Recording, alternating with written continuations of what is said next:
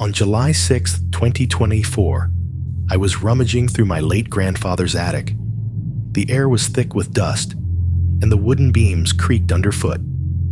I stumbled upon an old wooden chest, its surface covered in cobwebs and age. With a mix of curiosity and nostalgia, I pried it open, revealing a collection of his forgotten belongings. Among them lay an ancient map, its edges frayed and the ink faded. The map's appearance was mysterious, unlike anything I'd seen before. Strange symbols and unfamiliar markings covered the parchment. As I examined it, a sense of unease washed over me, yet I couldn't tear my eyes away. My heart raced with a blend of excitement and apprehension. Why had my grandfather kept this hidden? Determined to uncover the truth, I decided to investigate further. I spread the map out on an old table, tracing the route it depicted with my finger. The path seemed to lead to a dense forest on the outskirts of town, a place he'd never ventured. A strange compulsion urged me to follow it, as if the map itself was calling to me. Leaving a note for my family, I packed a bag with essentials and set out on my journey. The summer sun was high in the sky as I walked through familiar streets, but my mind was consumed with thoughts of the unknown. What secrets did this map hold? What had my grandfather discovered? As I approached the edge of the forest, a chill ran down my spine. The trees loomed overhead, their branches intertwining to form a dark canopy. Taking a deep breath, I stepped into the shadows, the sounds of the town fading behind me. With each step, the world grew quieter, and an eerie silence enveloped me. The journey had begun. The forest was thick with ancient trees, their trunks gnarled and twisted. The air felt different here, cooler, almost stifling. I could hear the crunch of leaves beneath my boots and the occasional rustle of unseen creatures. The path from the map was barely discernible, overgrown with moss and vines. I pressed on, my unease growing with each step. As I ventured deeper, the forest seemed to close in around me. The thick foliage blocked out the sun, casting everything in a dim greenish light.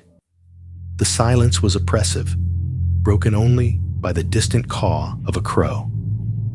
I kept my eyes on the map, trusting it to guide me through this labyrinth of trees. The sense of being watched grew stronger, making the hairs on the back of my neck stand on end. Suddenly, I noticed shadows moving just out of the corner of my eye. Whenever I turned to look, there was nothing there, only the stillness of the forest. My heart pounded in my chest as I quickened my pace. The feeling of being followed was almost unbearable, but curiosity and determination pushed me forward. I couldn't shake the thought that my grandfather had walked this same path. After what felt like hours, I stumbled upon an overgrown trail that matched the one on the map. Relief washed over me, though it was tinged with dread. The path led deeper into the forest, toward an area marked with strange symbols. I couldn't decipher their meaning, but they filled me with a sense of foreboding. This was no ordinary forest, and the map was no ordinary map. The trail became more treacherous as I went on, with roots and rocks jutting out, ready to trip me. I had to stay focused, my senses on high alert. Every snap of a twig, every rustle of leaves set my heart racing. I had no idea what lay ahead, but I knew I couldn't turn back now. Something was pulling me forward, deeper into the unknown. The sun was beginning to set when I finally saw it. An abandoned cabin, partially hidden by the dense underbrush. It was just as the map had shown, yet seeing it in person filled me with a mix of dread and anticipation. The cabin looked like it hadn't been touched in years, maybe decades. As I approached, the air grew colder, and the forest around me seemed to hold its breath. The cabin stood before me, its wooden structure weathered and decrepit. The windows were broken, and the door hung loosely on its hinges. I felt a shiver run down my spine as I stepped closer. The atmosphere was thick with a sense of abandonment and decay. I hesitated at the threshold, my heart pounding in my chest. Taking a deep breath, I pushed the door open, the creak echoing through the silence. Inside, the cabin was dimly lit by the fading light seeping through the broken windows. Dust particles floated in the air, disturbed by my presence. The furniture was old and covered in cobwebs, and the floorboards creaked with every step. On the walls were cryptic messages and strange symbols, similar to those on the map. I couldn't make sense of them, but their presence filled me with unease. Exploring further, I found a small table with a drawer. Inside was a journal, its pages yellowed with age. My hands trembled as I opened it, revealing handwritten notes detailing the curse associated with the place. The words spoke of dark rituals and lost souls, painting a picture of a sinister past. My curiosity was tinged with fear as I read, the sense of dread growing with each entry. Just then, I heard footsteps outside. My heart skipped a beat as I froze, straining to listen. The sound was unmistakable, yet when I peered through the broken window, there was no one there. The forest remained still and silent. Anxiety clawed at me, but I couldn't shake the feeling that I was being watched. Gathering my courage, I continued reading the journal, hoping to find answers. In the final pages of the journal, I found a map fragment leading to a hidden compartment within the cabin.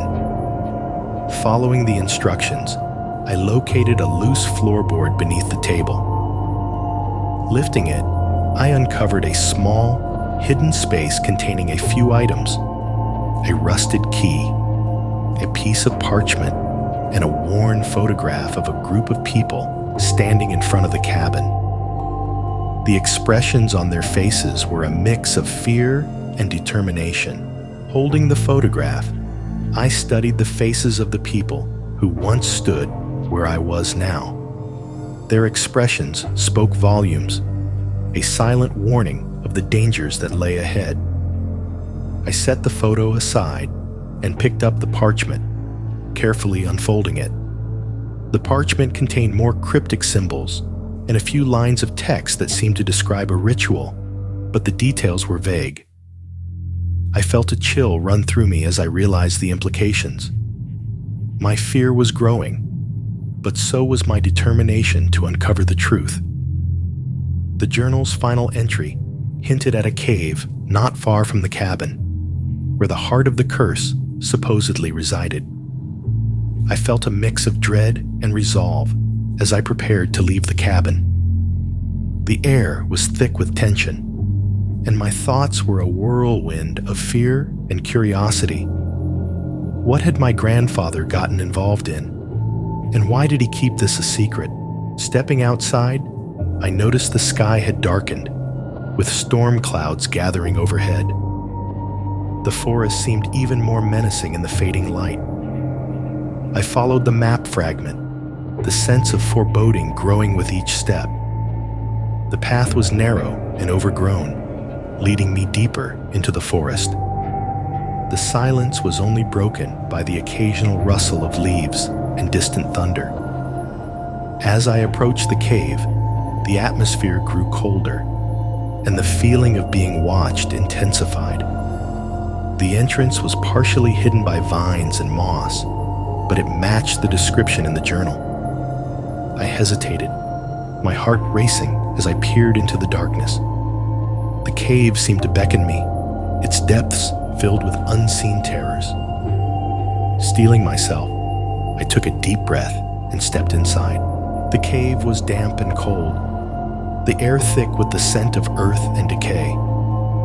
My flashlight flickered, casting eerie shadows on the walls. Ancient carvings covered the stone, depicting scenes of rituals and sacrifices. My mind raced with questions and fears as I ventured further. What had happened here? What had my grandfather discovered? And most importantly, could I find a way to break the curse? With each step, the sense of dread grew stronger. The cave twisted and turned, leading me to a large chamber at its heart. The chamber was filled with artifacts and more cryptic symbols, similar to those in the journal. In the center stood an altar with an ominous object resting upon it. The object seemed to pulsate with dark energy, filling the room with a palpable sense of evil. I knew this was the source of the curse, and I had to find a way to destroy it. The air in the chamber was thick with tension, and my breath echoed in the silence. The altar stood before me, the cursed object resting upon it, almost daring me to approach. My flashlight flickered again, casting long, unsettling shadows across the chamber walls. I took a cautious step forward, my heart pounding in my chest. The carvings on the walls seemed to come alive, telling tales of dark rituals and lost souls. I examined the ancient carvings more closely, trying to decipher their meanings. They depicted scenes of people performing rituals, their faces twisted in anguish and fear. The feeling of being watched was overwhelming, and every sound seemed amplified. I had to stay focused, despite the terror gnawing at my mind. The cursed object was within reach, and I knew I had to confront it. As I approached the altar, the air grew colder, and my flashlight's beam weakened. The object on the altar seemed to pulsate with dark energy, casting a faint, eerie glow. It was a small, intricately carved stone, covered in symbols similar to those on the map and in the journal. I could feel the malevolent power emanating from it, a force that seemed to reach into my very soul. The fear was almost paralyzing, but I knew I couldn't turn back now. With trembling hands, I reached out to touch the stone. A surge of energy coursed through me, and I staggered back, gasping for breath. The cave walls seemed to close in, the carvings swirling and shifting. My mind was filled with visions of past victims, their tormented faces flashing before my eyes. The fear was overwhelming, but so was my determination to end the curse. I couldn't let it consume me. I steadied myself, taking a deep breath. I had to think clearly, to find a way to destroy the cursed object. The journal had mentioned something about breaking the curse, but the details were vague. I knew I had to act quickly. The sense of urgency was overwhelming, and the atmosphere grew more oppressive with each passing moment. Summoning all my courage, I prepared to confront the dark force that had plagued my family for generations. The chamber seemed to pulse with dark energy, every shadow growing deeper and more menacing. The cursed stone on the altar seemed to draw the light from the room, casting an unnatural darkness. My heart pounded as I approached it again, trying to steel myself against the fear that threatened to overwhelm me. I had to break the curse, no matter the cost. As I reached the altar, the atmosphere grew colder, and my breath came out in visible puffs. I could feel the presence of the curse, as if it were a living entity watching my every move. My hands trembled as I reached out to touch the stone again, feeling its cold, smooth surface. A surge of dark energy coursed through me, and I could see visions of the past, of the rituals performed and the souls lost to the curse. Determined to end the cycle of suffering, I took the stone in my hands, feeling its weight and power. The journal had hinted at using the stone's energy against itself, but I had no clear idea of how to do it. I focused all my will on the stone, trying to channel the fear and pain into a force that could break the curse. The room seemed to spin, and I felt as if I were being pulled into the stone's dark essence. The carvings on the walls began to glow, their symbols pulsing in time with the stone's energy. The air was thick with a tangible sense of malevolence, and I could feel the curse fighting back, trying to maintain its grip.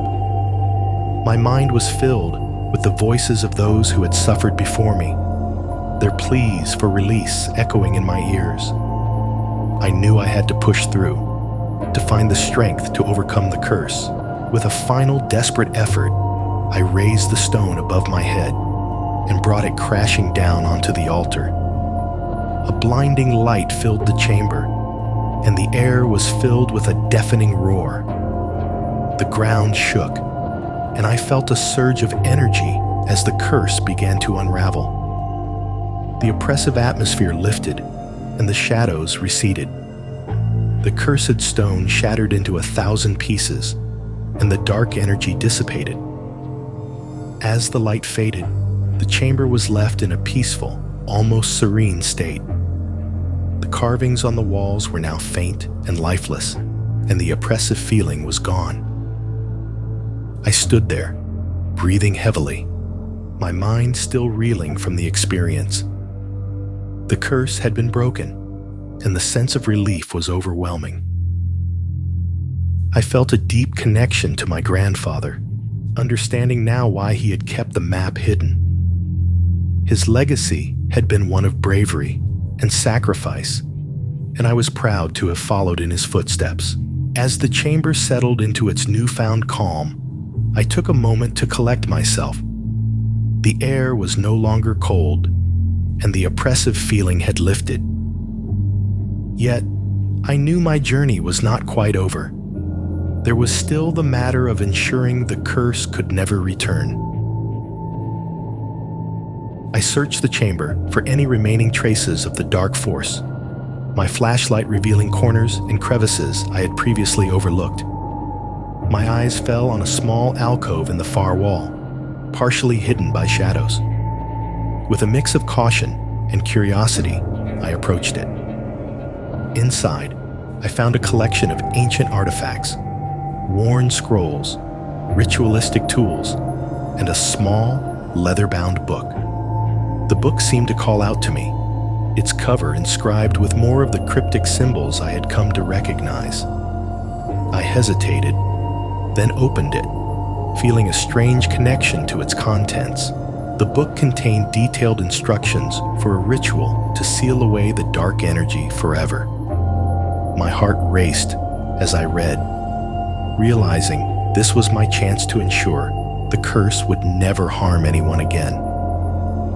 The ritual required ingredients and actions that would neutralize any remaining malevolent force. I gathered the necessary items from the chamber, each step filling me with a mix of hope and fear. As I prepared the ritual, the air in the chamber began to stir. It felt as if the very essence of the curse was aware of my intentions, trying to resist. My hands trembled, but I focused on the task at hand. The instructions were clear, and I followed them meticulously, arranging the artifacts and chanting the incantations. The atmosphere grew tense, and I could feel the dark energy swirling around me, fighting back with every ounce of its strength. The final step of the ritual required me to confront the heart of the curse directly. I held the shattered pieces of the cursed stone, their edges sharp and cold. The book instructed me to use the energy within myself to bind the curse permanently. With a deep breath, I closed my eyes and concentrated, feeling the fear and determination within me. I chanted the final words of the incantation, pouring all my emotions into the ritual. A surge of energy enveloped me, and the chamber was filled with a brilliant light. The dark force fought back fiercely, but I held my ground, my will unyielding. The light grew brighter, and the energy intensified, reaching a climax. With a final, desperate push, I completed the ritual, sealing away the dark energy forever. The chamber fell silent, and the oppressive atmosphere vanished entirely. Exhausted but triumphant, I collapsed to the ground, the weight of the ordeal lifting from my shoulders. The curse had been defeated, and the ancient evil was no more. I felt a deep sense of peace and relief, knowing that I had accomplished what my grandfather could not. The legacy of fear and darkness had ended with me, and the future was now free from the curse's grasp. The chamber was now still, the oppressive energy gone. I sat there, catching my breath and processing the magnitude of what had just happened. The ancient evil had been sealed away, and the forest seemed to sigh in relief.